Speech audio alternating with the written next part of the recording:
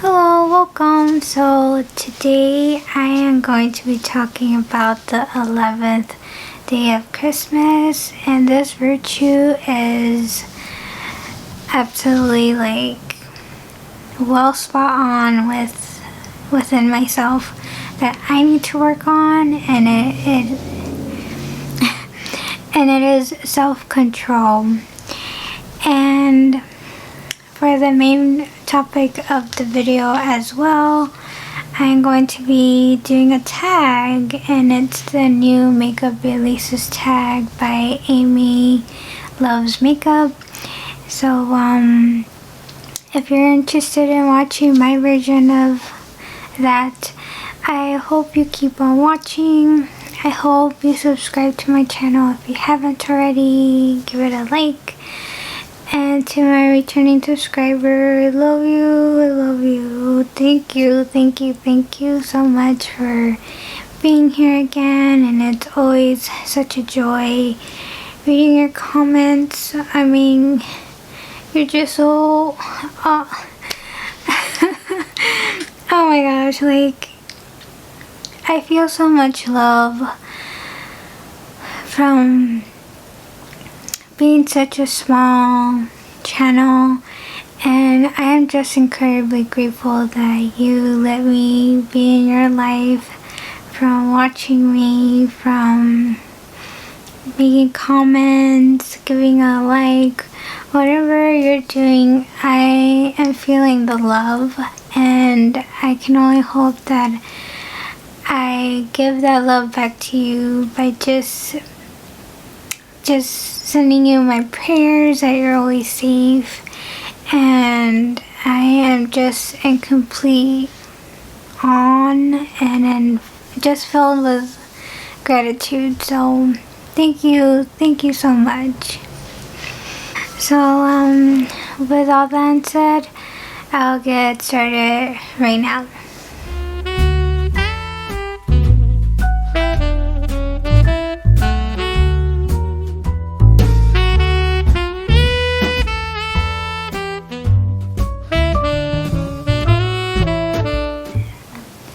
Okay, so it says, on the 11th day of Christmas, my true love gave to me the gift of self-control.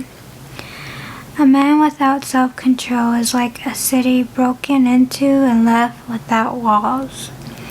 Proverbs chapter 25, verse 28. Amen to that. Amen. It's very great that we could have partners, or any relationship we have with other people, to have self-control within our feelings, in particular with impatience, being upset or annoyed, any of that sort of negative attitude. I think it's very, very important that, within that relationship, we always try our best to kind of have a shield within ourselves to not be that way. Unless it's a serious thing, and you really need to set your ground with standing up for yourself or anything like that. But yeah, I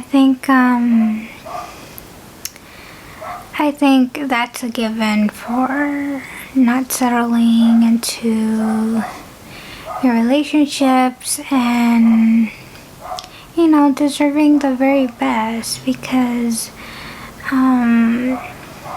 for my subscriber that's watching, you are so dear. You've become a very, very sweet soul that I never knew existed until you started being involved with comments, and I'm getting to know you by reading them, replying back, having just a back and forth conversation. And that's amazing, and I think you deserve all the love in the world. And you know, like now for me, self-control is definitely impulsive buying, self-control within not buying so much of what I want, but only buy what I really need. And I think that's very hard for me because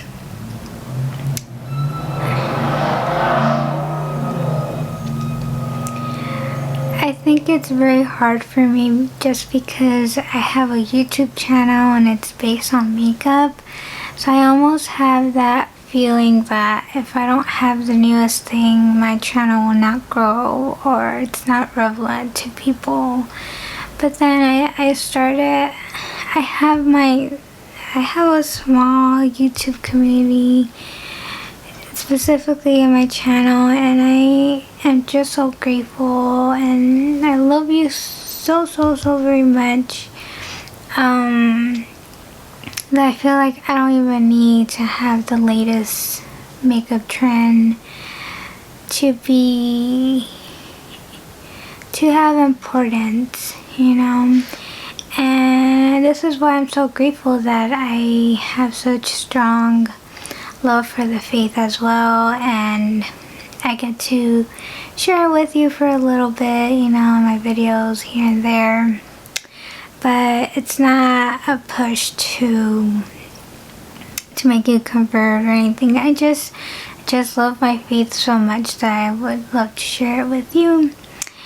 And anyway, I don't know don't know where it's gone from here, but my self-control within my makeup purchases, I definitely have to work on.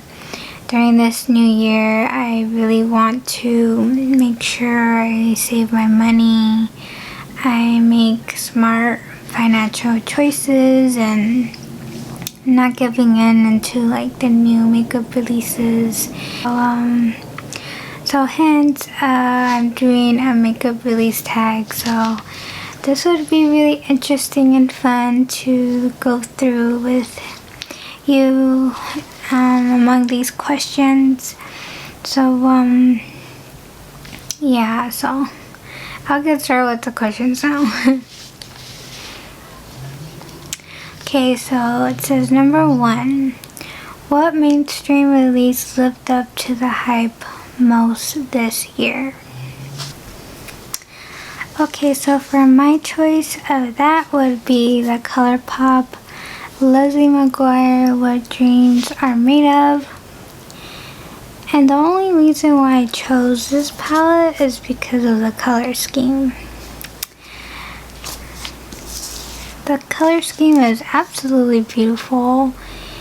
You have a good range of pinks, purples, some greens.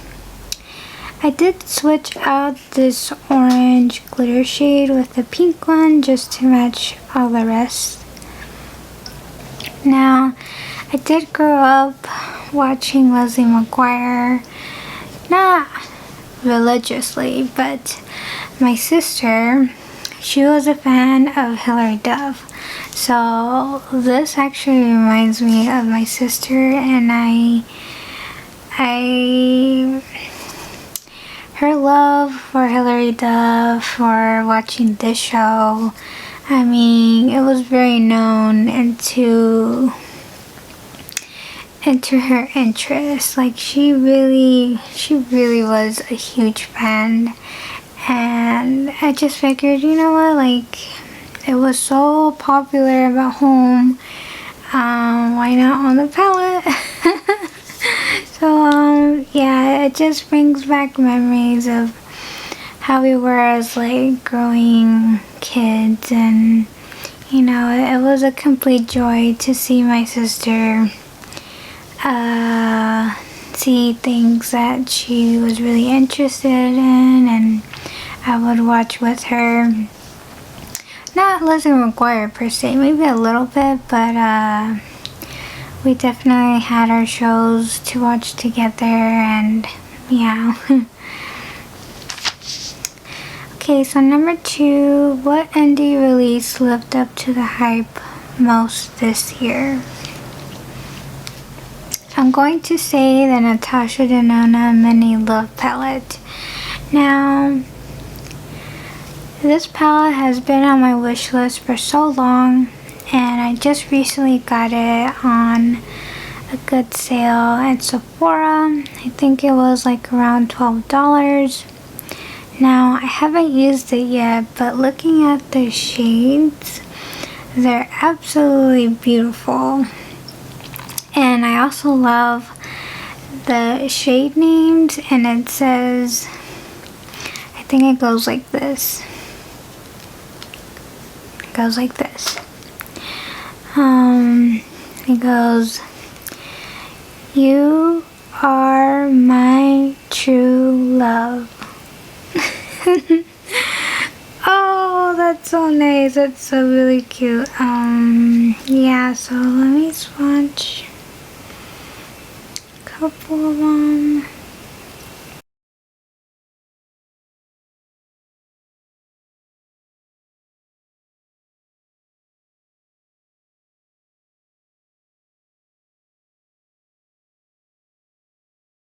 Okay, so next it says number 3, which release did not live up to the hype.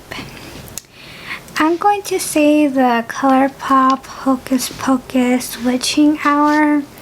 Now, I did have the palette, but I did return it to Ulta, where I purchased it. And the only reason why I did that is because I looked at the color story and I thought it was like a really, I'm not going to say that it was basic, but the color story was a little bit underwhelming. And I think because I have so many eyeshadow palettes, I definitely have those kind of colors in my collection. I didn't see myself just keeping it because of the artwork. So, I really do think the original Hocus Pocus palette is much better than the other one, just because of the colors. So number 4, what was the biggest curveball? Now, this means what is something that was not expected from the makeup brand of releasing their collection. And for me, I definitely would say the ColourPop Rudolph collection. Rudolph is quite an old Christmas film, and the fact that they made a collaboration with everything that they did, like everything that they did, I thought it was so cute. So like, they really get you with the throwback of when you used to watch shows as a kid. Rudolph is definitely a well-known character during the holidays, and I think that ColourPop should bring back the Rudolph collection because I feel like I missed out a little bit. I feel like I didn't think it would be that limited edition where they're going to take it off from the site. So, yeah. So number 5, what was the biggest letdown snoozefest of the year? For me, it's the Morphe x Jaclyn Hill Divine Neutrals palette. So again, I did purchase the palette at Ulta, but I ended up returning it only because, as you see the colors here, they're very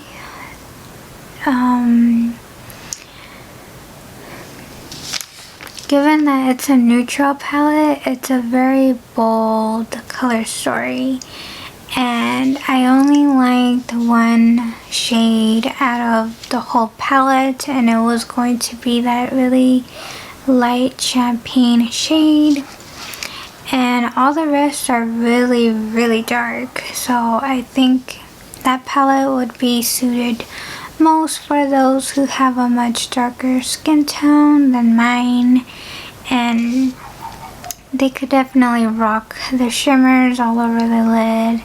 It would make those colors stand out from their skin rather than mine. So hopefully I'm making sense there. But yeah, that palette was definitely not for me.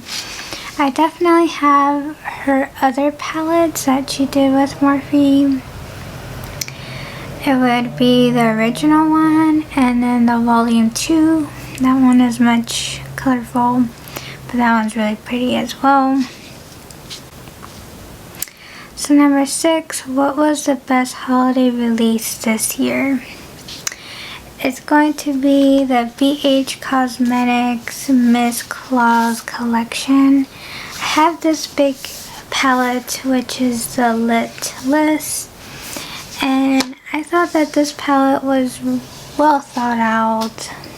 A traditional Christmas color story. The shimmers are absolutely beautiful, and they're pigmented, they're smooth. I really think that BH Cosmetics formula really makes this palette a really great affordable purchase for eyeshadow lovers, and I know definitely I'm really happy that I went for this one. Number 7, what was the best collab of 2021? Oh, that's going to be Sydney Grace in collaboration with Tamtalia. Now, Tamtalia is a vlog reviewer. She doesn't have a YouTube channel, but her blogs is where she writes her inputs of what she thinks of a certain makeup product. Very detailed. Like, it's very cool because let's say she's reviewing a palette like this. She reviews each shade by texture, and then she also has like a library of what she thinks they're dupes of. So I think it's quite amazing. It has like a percentage of a statistic of how close that shade would match the other ones that she would find in other palettes. So, but anyway, like her palettes are really beautiful. They look so space-like, galaxy theme. I think Sydney Grace shadows are really good. But again, the price point was quite steep for me. I did not go for it because it's just a lot of money, especially like for one palette. But I admired it from afar. So number 8, which is the last question, it says, what are your predictions for releases during next year, 2021? Now for me, I think there's going to be a lot more collaborations with certain Disney brands, especially maybe from ColourPop. I'm really thinking that they might do The Lion King. Now, I'm not just saying The Lion King casually, but it has been 27 years marked this year that The Lion King was released, and growing up I really loved that movie. I really loved the Lion King. I loved Simba, I loved Nala, growing up, my parents told me that I was obsessed with the movie. I would watch it every day. I had the video game. I remember playing that because I would always want to get into like the next level, like to pass each level I played. And yeah, I really love the Lion King, so hopefully maybe they might have a collab with that brand. I'm thinking maybe a collab with Amy's Love Makeup. She did have a collab years ago, but that didn't go so well. So hopefully she does a collab with a good makeup brand, and I would 100% buy her palette because her color story ideas are quite exquisite. I just think her makeup color stories are beautifully done. She has a way of making sense with how she arranges those colors with shadows. She just knows what she wants, and I think I would expect maybe a collab from her, hopefully. And the last thing is mini palettes. I expect more mini palettes from e.l.f., Natasha Denona, maybe Pat McGrath. I mean, I would love a Pat McGrath palette and like the size, so that would be super amazing. Yeah, so thank you so much for watching. Thank you for all of your support, all of your love, everything that you do. I am so grateful from the bottom of my heart. And you take good care of yourself. Be safe, be healthy, be well. God bless always. And I will hopefully see you in my next one. Bye.